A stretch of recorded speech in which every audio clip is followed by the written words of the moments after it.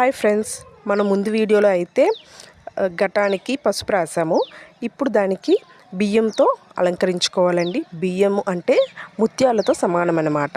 అలాగే మనం పసుపు, కుంకుమ ఇంకా పువ్వుల మాలతో కూడా అలంకరించుకొని దేవుడి మూల పెట్టుకోవాలి.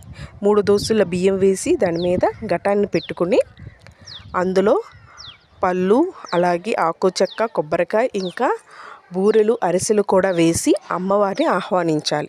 ఆ ఘటం పైన ఒక పెద్ద ప్రమిద పెట్టి ఆయిల్ వేసి దీపాన్ని వెలిగించి అమ్మవారికి భోగం పెట్టాలండి.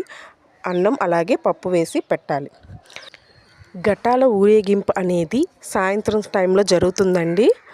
అప్పుడే అమ్మవారి ఘటాలన్నీ ఊరేగిస్తారు. అదే సమయంలో మనం ఇచ్చిన ఘటాన్ని కూడా ఊరేగిస్తారనమాట. సో ఆ ఘటాలు ఊరేగింపు అనేది నేను నెక్స్ట్ వీడియోలో మీకు చూపిస్తాను.